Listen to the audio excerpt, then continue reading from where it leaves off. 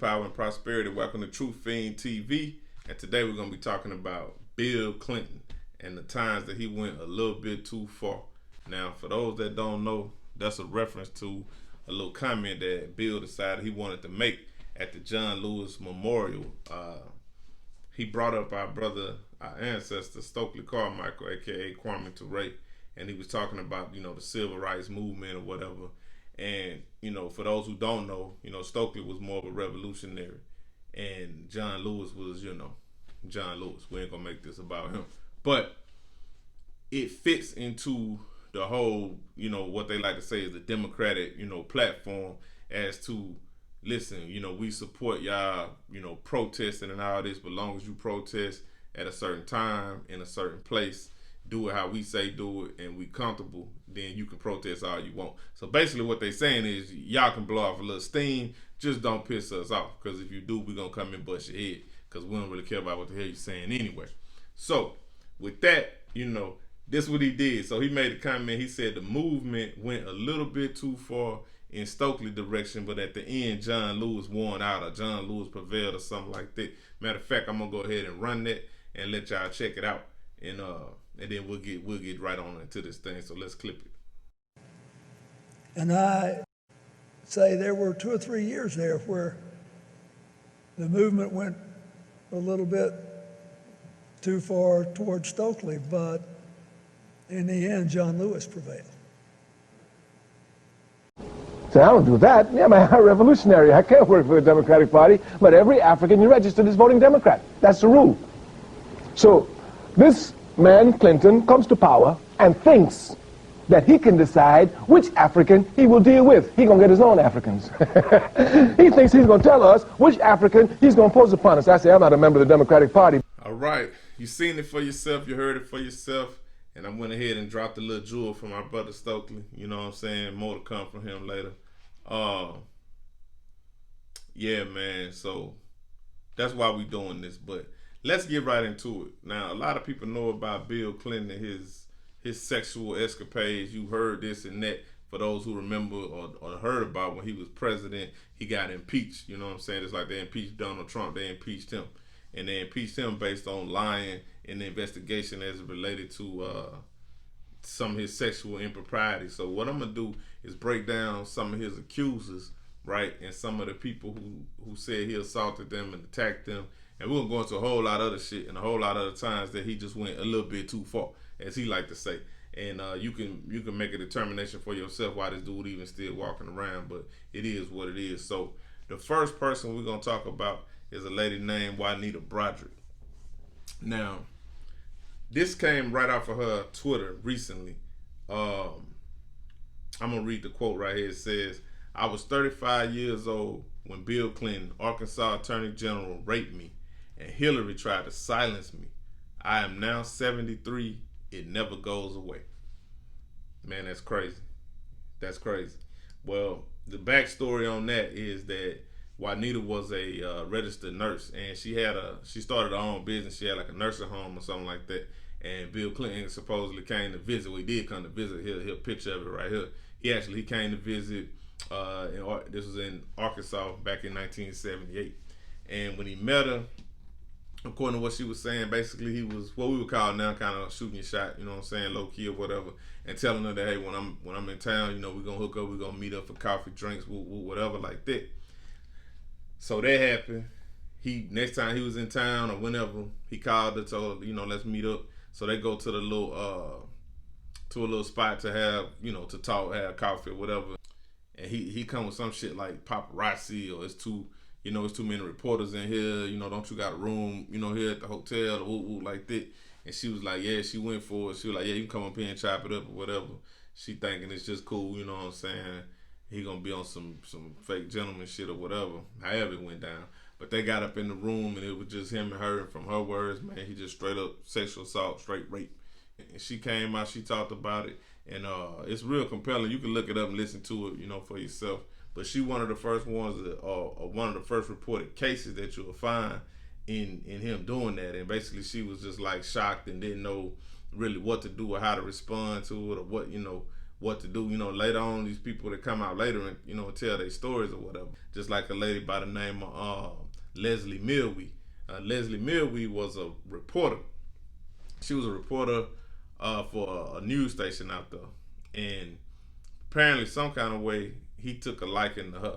So he would come to the news station and walk all around and say he'd be looking for her, asking about it every time he came through, and following her around and shit like that. They go, they had a little editing room, so he going up in the editing room, following up in there, and she talk about like she'd be sitting in there, you know, looking at the footage of whatever she doing. He'll come up behind her, rubbing on her, you know, trying to rub on her breast from behind and all this and a whole lot of crazy shit. It was like he just did this shit continuously.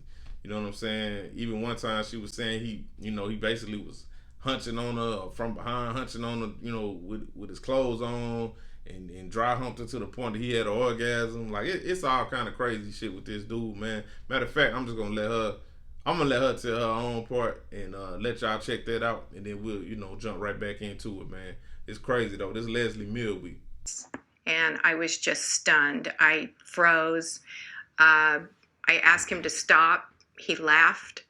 That happened on 3 occasions, and each time it escalated where the aggressive nature of his touch and what he was doing behind me escalated.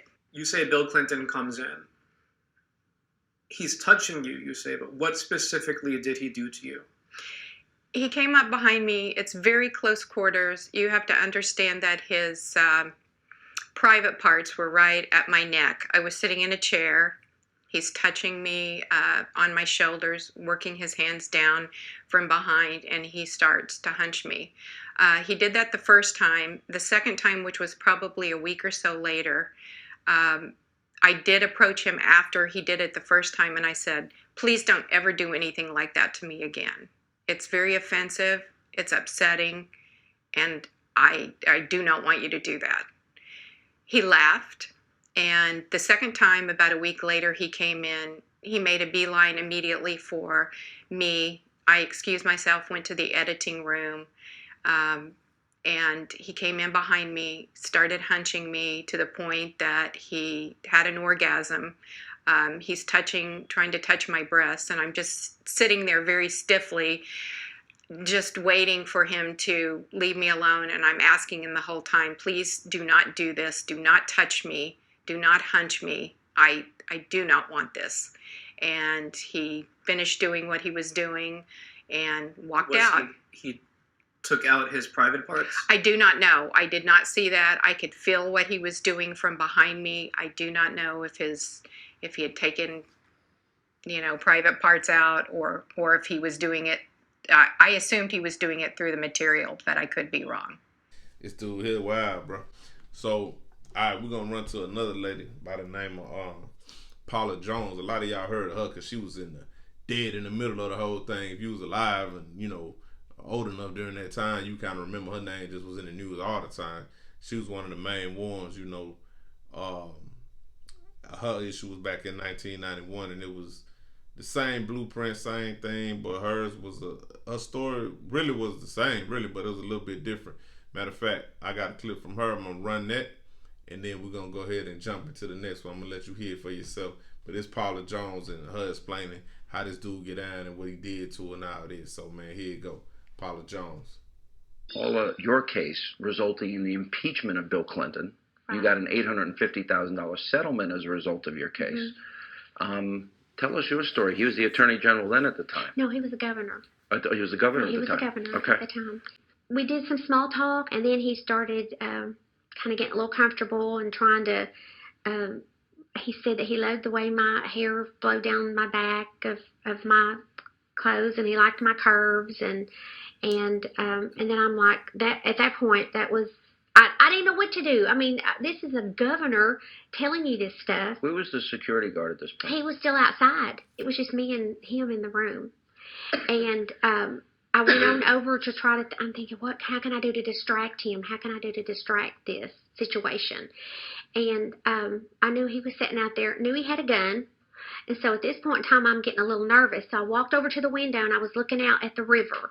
I said, oh, my, this is a beautiful view from up here at, up here at the river. And so he said, yeah, kind of trying to small talk, me. And then he leaned up and he pulled me up towards him and he was going to try to kiss on me. And so then I tried to distract him again. And I thought, what am I doing? My mind is racing so fast that I don't realize what was even going on. You know what I'm saying? It's like, this is not happening. And I said, well, I may need to be going or something. And next thing you know, he sat down, pulled down his pants, his whole everything, and he was exposed.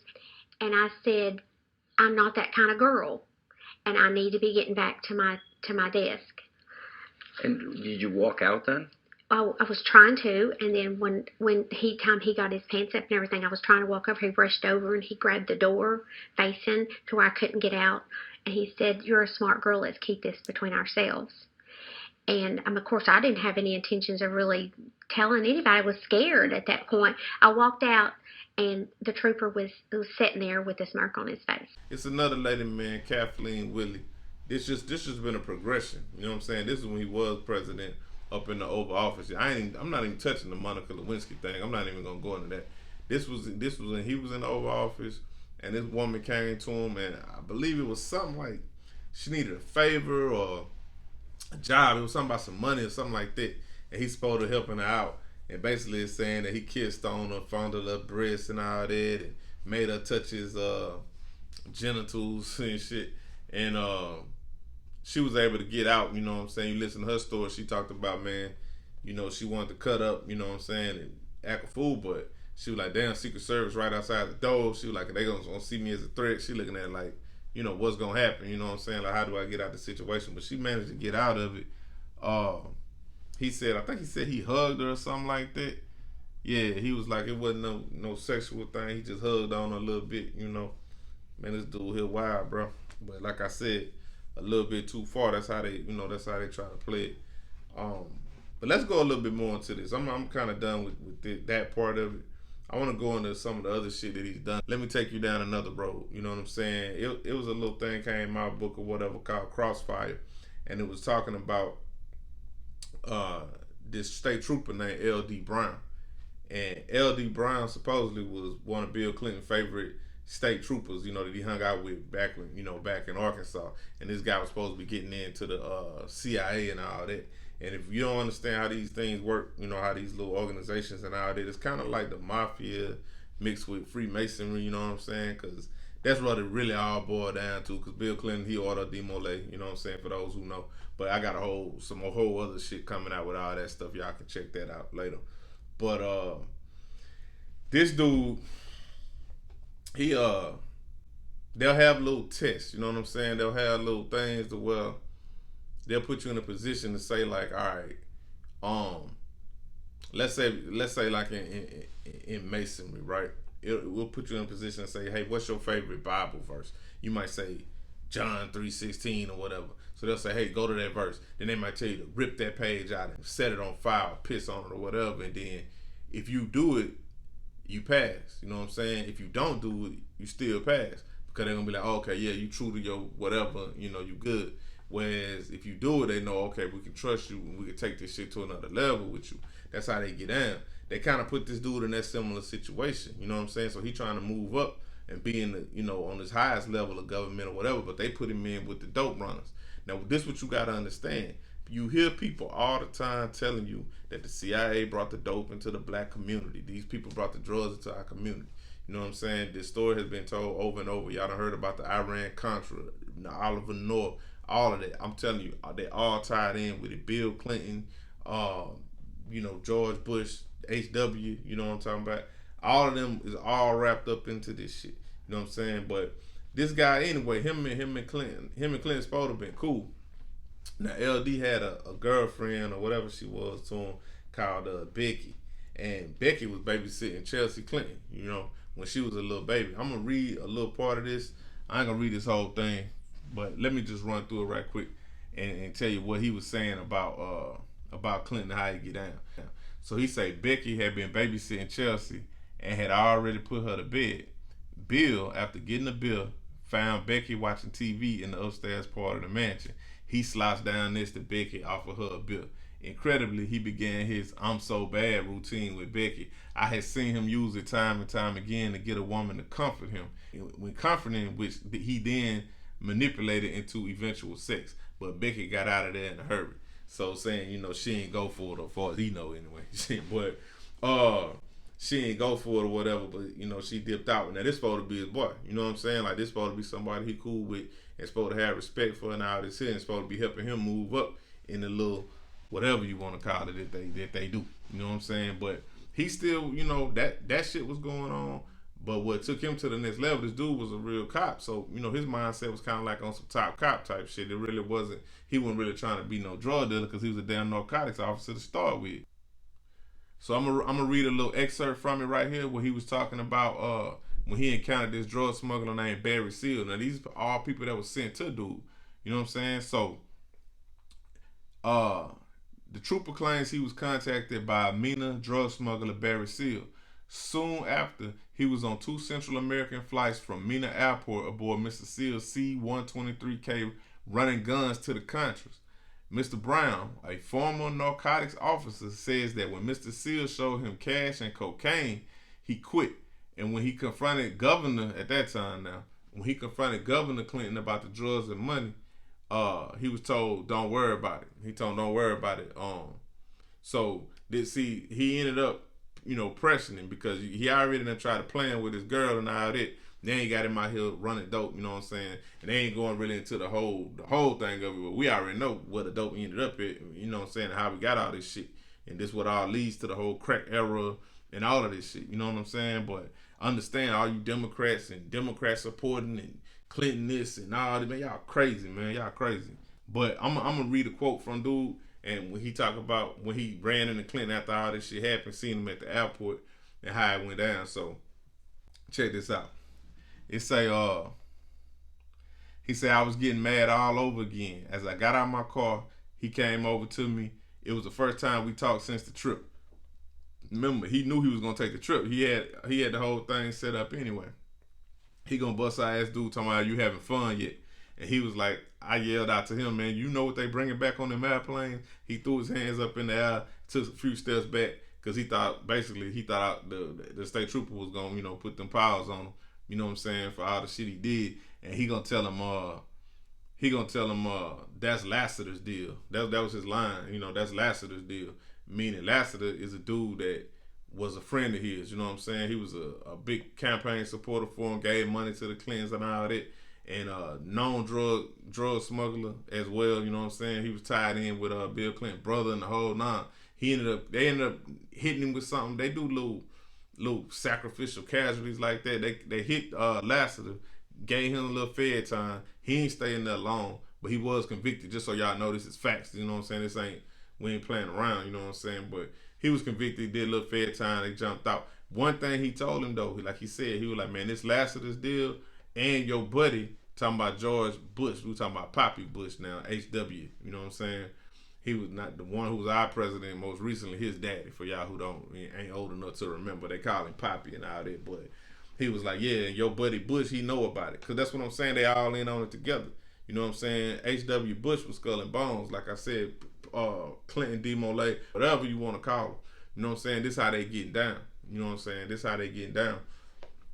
And the damage that this whole era did, you know what I'm saying, to our people specifically, you know what I'm saying, we still feeling the effects of it today.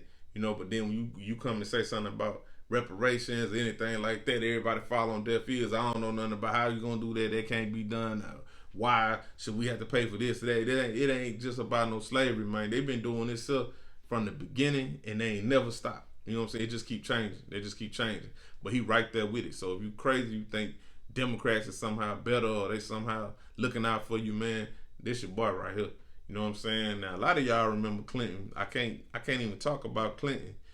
Oh, matter of fact, before I go into that, it's funny because it's real ironic because he a big time, anti-drug. He had his whole little thing too. They talk about the Biden crime bill and all that, but Clinton was on that same bullshit. And a lot of people been calling him on it. Matter of fact, check this out. But we know we must do more because the drug cartels will do more. After all, there's a lot of money in this. So we're already deploying new technologies, increasing the customs budget, doubling the number of Border Patrol agents along the southwest border. Today, I'm committing another $73 million to the Defense Department's $800 million counter-narcotics budget to help support the interdiction efforts in Latin America and the Caribbean. Thank you very much.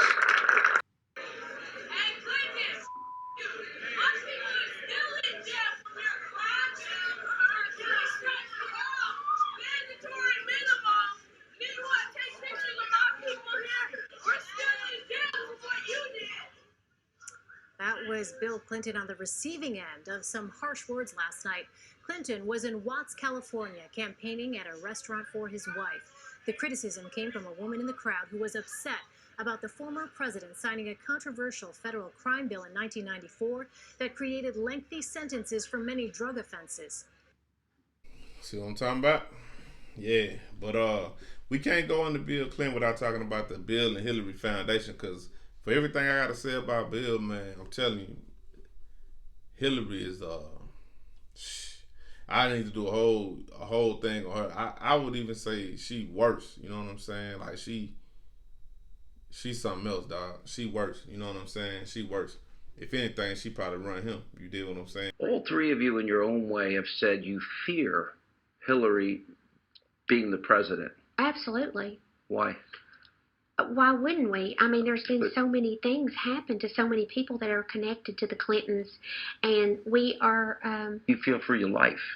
Absolutely, I feel that way if she becomes the president, because yes, I definitely she's going to rule the world. But anytime you think about them, you think about the Clinton Foundation and that shit they tried to pull in Haiti, or what they probably been pulling but got caught this one time.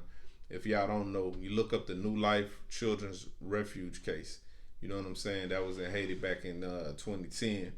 Now that's the one you hear a lot of people speak about when they had the 33 Haitian children. They caught them at the border and they was trying to bring them across the border. And anybody who know about the whole Pizzagate thing and the whole walnuts and all this so crazy shit, like it all tied together, man. When y'all really sit down and start doing the research, it don't seem so crazy. It don't seem like all this conspiracy and all this stuff, because I mean, just follow the breadcrumbs, follow the money. Look at the cases. This is real shit. This ain't made up. You know what I'm saying? It was 10 of them people caught up at the beginning. Bill Clinton was the one who came in allegedly and intervened with the government to get most of them released early. You know what I'm saying? I'm talking about right when it happened. The only one who they was able to really try to stick a charge on was the main woman. That was that Laura Silsby. Y'all hear about her all the time. Man, with Laura Silsby, you know, they held her because she was the founder of the whole shit. You know what I'm saying? But out of them first 10 people, Bill had already got 9 of them out. They was holding on to her. But by the time she went to trial, they said it was May 13th, the charges had been reduced to arranging irregular travel. And the prosecution looked for a 6-month prison term. On May 17th, she was found guilty and sentenced to time served. You know what I'm saying? And she went on, came back to the States. I think I saw something about she tied in with the whole Amber Alert system. You know what I'm saying? Looking for the missing kid. Like, you can't make this shit up, man. That's why people going crazy about a lot of this information. Y'all see it. And I done heard, you know, the little QAnons and all these different people talk about some of this shit. I'm not a part of that or none of that, what they got going on. But I seen some of what they have said, and it matches some of my own research. You know what I'm saying? So, like I tell people, man, just do your own. You know what I'm saying? Do your own research and then see what's hitting for. But it make you wonder how these things happen. But you got these crazy ass people, you know what I'm saying, out here looking like a damn fool, you know, hugging all on this dude. And a big part of why they was able to get away was because of shit like that. Because see, a lot of them people were saying that they basically handed them kids over. It wasn't like they would just body snatch them. Now you can kind of read between the lines as to what most likely happened. Like they had one dude, 28 years old, he give up his 9-year-old little brother. You know what I'm saying? Like, you just gonna hand them over. They supposed to take them to an orphanage or something. But damn, you the brother. Like, what do we need a goddamn orphanage or anything like that for? It was another woman, 57 years old. She agreed to send a girl she adopted as an infant. You know what I'm saying? With them. Now, what you gonna adopt her for? And then you gonna turn around and give her away too, unless it's some money involved and unless it's some other shit involved too. But people don't want to believe that. They don't want to think that this shit get that deep. But when it's right in front of your face, it is that deep. That your boy right there. Now that's Clinton and Jeffrey Epstein, man. And this whole Epstein, man, like I said, I could do a whole thing on this dude. He's supposedly this billionaire, but where do he make his money at? You know what I'm saying? Like most every billionaire that you see, you can see their whole backstory. You see how they came up. If it's Jeff Bezos or Amazon, you can look at how he got started. You can look at Bill Gates. You know what I'm saying? You can still see how he got started. You know, you can look at all these billionaires, Mark Cubans and whoever it is, Warren Buffett. You see the progression of where they got to how they got to where they got. This dude right here was obviously just put here. You know what I'm saying? Put in a position. Oh, you're a billionaire, and this your job. You know what I'm saying? This what you gonna do. And in the meantime, do you know what I'm saying? And doing him is Pedophile Island. That's how they giving it up. That's how they been giving it up. It's all tied together, man. And like I said, you can call conspiracy, you can call whatever you want, bro. This straight facts. Everything I put out is straight facts. You know what I'm saying? It's right here in front of your face. But you want to see more? It's more. You know what I'm saying? Here you go, right here. Now you look right here. You see Bill Clinton and Gillian, how you say her name, Maxwell, hugged up right there on the airplane. It's probably that damn Loida, whatever they called it, Loida Express or whatever. I don't know, but that's them right there. You look right here, you see Clinton and Chelsea. You know what I'm saying? When she had her wedding, you got Maxwell. She in the cut right there with the red circle around her head. You know what I'm saying? Now, in the court case, this is how they describe Ghislaine Maxwell. Say the court case painted her as Epstein's right-hand woman, central to Epstein's alleged pedophilia sex ring. Now in the streets, they're going to call that a bottom bitch. You know what I'm saying? She was the one making sure that he had a constant supply of female victims, point blank period. And when now all of the testimony and different things are starting to be released, the information is out here, and guess who name all in the paperwork? Now you got Bill Clinton name in the paperwork. I'm gonna read a little bit of this, but this is one of the victims, and this is the testimony right here. So check it out. She say, he told me a long time ago that everyone owes him favors. They all in each other's pockets. All right. Then dude gonna ask her, when you say you asked him why is Bill Clinton here, where was here? She said on the island. All right. When he said when you were present with Jeffrey Epstein and Bill Clinton on the island, who else was there? She said Ghislaine, Emmy, and there was 2 young girls that I could identify. I never really knew them well anyway. It was just 2 girls from New York. You know what I'm saying? And he said, well, and were all of you staying at Jeffrey's house on the island, including Bill Clinton? She said that's correct. He had about 4 or 5 different villas on his island, separate from the main house, and we all stayed in the villas. The question was asked, were sexual orgies a regular occurrence on the island at Jeffrey's house? And the lady said yes. Come on, man. And there's way more to that. You can talk about her saying, like, I think one of them, she was like, I didn't see him specifically having sex, but I seen him walking off with the 2 girls, one around each arm, and I had to go to the other room and serve Epstein up. You know what I'm saying? Like, they all had their job to do. Like, man, this shit crazy, bro.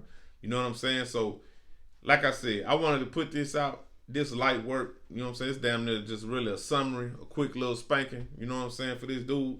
You know what I'm saying? To let them know, stop playing with our people, stop playing with our ancestors. You done did enough damage, and for you to have the nerve to run your ass up here and run your mouth about how we supposed to handle this shit and how we supposed to look at it, man, you crazy. Like I said, Bill Clinton, you done went a little bit too far. You know what I'm saying? And yeah, man, this dude here, a whole clown.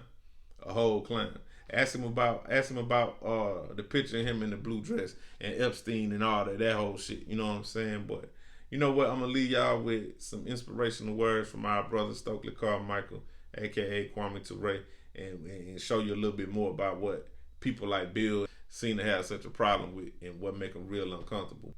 But yeah, I done seen a lot of crazy shit, man. People talking reckless about our ancestors who not here to speak for themselves, even though their words and shit still live on no matter what. But we got to stand up for them. You know, we got to draw the line somewhere and let them know this shit will not be tolerated. But we gonna set the tone. This shit is not finna ride. It ain't finna fly at all. We gonna shut this shit down every time. But man, thank y'all for watching, man, and see you next time. I'm out. When they got rid of Brother Martin Luther King, they had absolutely no reason to do so.